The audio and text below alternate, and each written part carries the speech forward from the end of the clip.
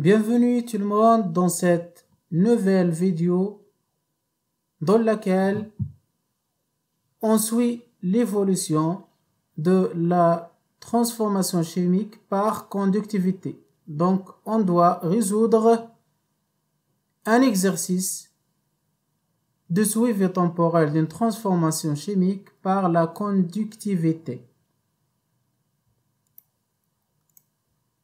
Exercice, on introduit à la date t égale à 0 la quantité de matière N0 de l'éthanoate d'éthyle dans un bécher contenant la même quantité de matière N0 d'hydroxyde de sodium Na plus AQ plus HO- que de concentration C0 égale à 10 mol par mètre cube et de volume V0. On considère que le mélange réactionnel obtenu a un volume V égale à V0 égale à 10 moins 4 mètres cubes. L'équation associée à la réaction chimique s'écrit C4H8O2 plus HO- donne A- plus B. Première question, dressez le tableau d'avancement de la réaction. Deuxième question, on suit l'évolution de la réaction en mesurant la conductivité sigma du mélange réactionnel à des instants différents. Le graphe ci-dessous représente sigma de t ainsi que la tangente t à l'origine. Donc, on suit l'évolution de la réaction en mesurant à des instants différents la conductivité sigma de mélange. Et pour cela, on trace le graphe concernant sigma ou bien qui représente sigma en fonction de t et on obtient cette courbe. Donc sigma, on met les Siemens par mètre et l'axe des abscesses, on a t en minutes. Et t grand T est la tangente de la courbe à l'instant t égale à 0. À chaque instant t, l'avancement x de t peut être calculé par l'expérience ou bien par l'expression xt égale à moins 6,3 fois 10 à la puissance moins 3 fois sigma de t plus 1,57 fois 10 moins 3. Donc, c'est l'expression pour laquelle on peut déterminer l'avancement de la réaction X à l'instant T en utilisant cette équation qui relie X en fonction de sigma, la conductivité du mélange réactionnel. Donc, X à l'instant T égale à moins 6,3 fois 10 moins 3 sigma de T plus 1,57 fois 10 moins 3. Avec, pour cette expression, sigma de T, la conductivité du mélange réactionnel est exprimée en Siemens par mètre. Et ça, c'est très important. Il faut encore faire attention, surtout pour la courbe qui est sigma et en unité en millisiemens par mètre selon le graphe. Mais il faut que sigma est exprimé en Siemens par mètre. Même chose, X en mol.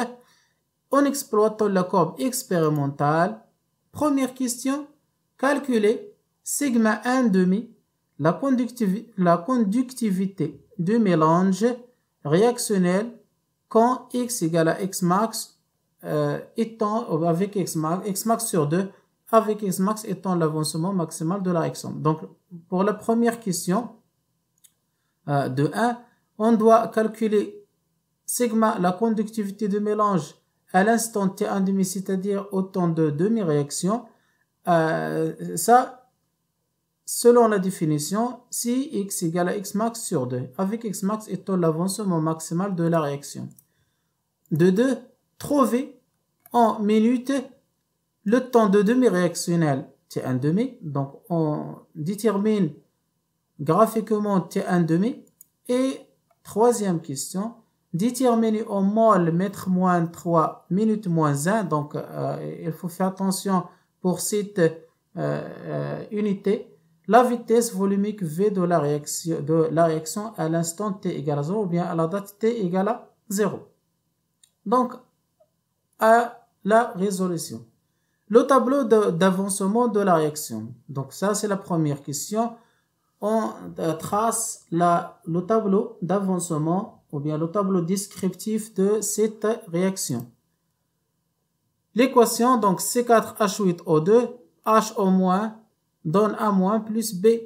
À l'instant t égale à 0 ou bien à l'état initial, l'avancement X égale à toujours 0. La quantité de la matière initiale pour C4H8O2 est N0.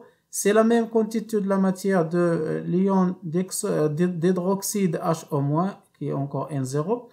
A- et B qui sont deux produits à l'instant t égale à 0 ont une quantité de matière nulle, donc 0, 0. Un état intermédiaire, X, qui est l'avancement de la réaction, la quantité de matière de C4H8O2 est N0-X, donc c'est un réactif, donc il diminue par son coefficient qui est égal à 1 moins X. Même chose pour HO-, donc la quantité de la matière initiale qui est N0, moins le coefficient ici est 1, donc moins X. Et pour les produits, il augmente avec X, donc X parce que ici le coefficient est égal à encore 1 et B encore X. Deuxième question, donc de 1, calculer sigma 1,5. On a, d'après les données de cet exercice, X à l'instant t égale à moins 6,3, 10 ou bien fois 10 puissance 3 sigma plus 1,57 fois 10 moins 3. Donc, comment on détermine sigma 1,5? Pour déterminer sigma 1,5, il faut d'abord déterminer sigma d'après cette expression quelle est la relation de sigma en fonction de X. Et lorsqu'on parle de l'instant t1,5, c'est-à-dire l'instant de temps de demi-réaction, pour ce cas, X à l'instant t1,5 égale à X max sur 2. Et on doit remplacer X par X max sur 2. Alors, donc, 6,3 10 moins 3 sigma égale à 1,57 fois 10 moins 3 moins X. Sigma alors égale 1,57 10 moins 3 moins X, le tout sur cette valeur qui est 6,3 10 moins 3.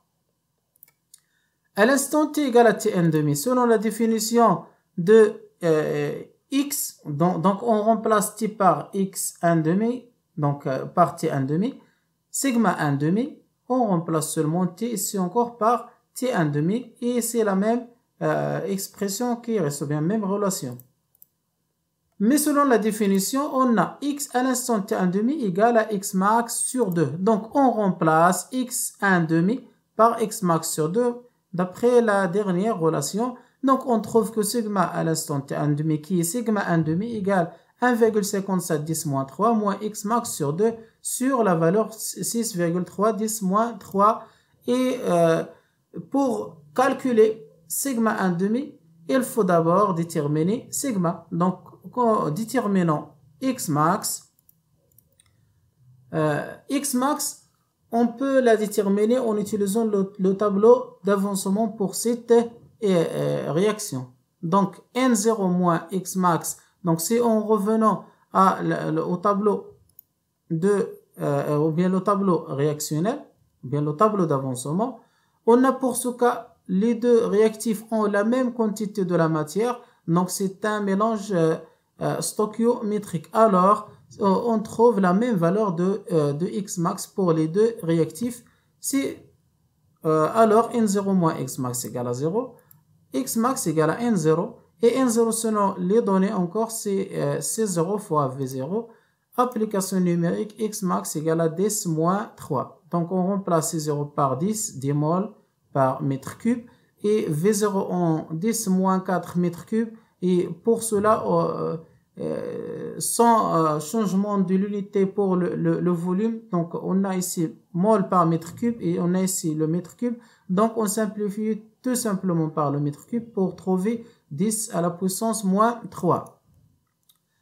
Alors, la valeur de sigma 1,5, on va remplacer x max par sa valeur pour cette expression. Dans sigma 1,5, c'est cette expression, on remplace et on trouve alors que sigma 1,5 égale, donc à la place de x max 10 moins 3, pour trouver à la fin sigma 1,5 égale à 0,169 Siemens par mètre, qui égale à 170 presque millisiemens par mètre. Donc ici on met les Siemens parce que le graphe, ou bien d'après le graphe, sigma est exprimé en millisiemens par mètre. Et ça c'est très très important.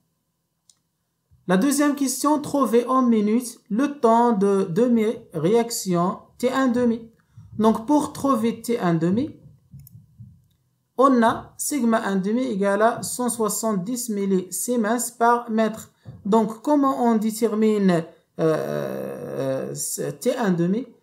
On utilise le graphe tout simplement. Donc d'après le graphe, donc on utilise le graphe précédent pour avoir, donc ici on cherche la valeur de 170 et on fait la projection sur le graphe pour trouver l'abscisse T.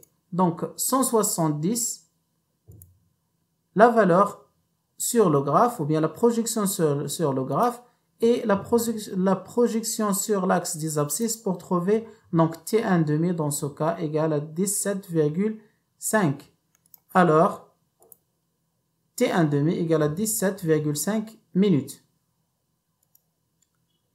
Déterminons en mol mètre moins 3 minutes moins 1 la vitesse volumique V de la réaction à l'instant T égale à 0 ou bien à la date T égale à 0. Premièrement, par définition, la vitesse volumique de la réaction ou bien la vitesse de la réaction V égale à 1 sur le volume réactionnel qui est dans cet exercice V0 fois d de x sur dt. Et on a encore x en fonction de sigma. Puisque cet exercice, ou bien dans cet exercice, on suit l'évolution de sigma en fonction du temps, donc il faut écrire x en fonction de sigma qui est donné, ou bien dans les données, x égale à moins 6,3 10 moins 3 sigma plus 1,57 10 moins 3. Il faut dériver cette valeur de x pour obtenir d de x sur dt. Donc alors, x égale à moins 6,3 10 moins 3 qui est une constante, sigma est variable, donc d de sigma sur dt, et ça est un nombre, donc il est encore constant, sa dérivée égale à 0. Alors d de x sur dt égale moins 6,3 10 moins 3 d de sigma sur dt. Si on remplace d de x sur dt dans cette expression, on obtient v égale à moins 6,3 10 moins 3 sur le volume V0 fois d de sigma sur dt. Donc ça c'est l'expression qu'on doit utiliser dans ce graphe pour déterminer la vitesse à un instant t donné. Alors, en choisissant deux points au niveau de la tangente de la courbe à l'instant t égale à 0. Donc revenons à la courbe précédente pour choisir deux points de la tangente et alors on détermine la vitesse volumique. Donc le premier point de la tangente est celui-là. Donc les coordonnées de ce point, 250, donc sigma égale à 250 millisiemens par mètre et la date t égale à 0. Le deuxième point est celui-là. Donc encore sigma égale à 125 et la valeur de t égale à 15 minutes. Donc revenons à l'expression de la vitesse, on obtient v égale à moins 6,3 10 moins 3. Donc les deux points 250 avec 0, 125 avec 15. Mais ici, il faut transmettre le millisiemens en siemens. On obtient à la fin V égale à 0,52 mol mètre moins 3 minute moins 1. C'est tout ce qu'on a. Merci pour votre attention.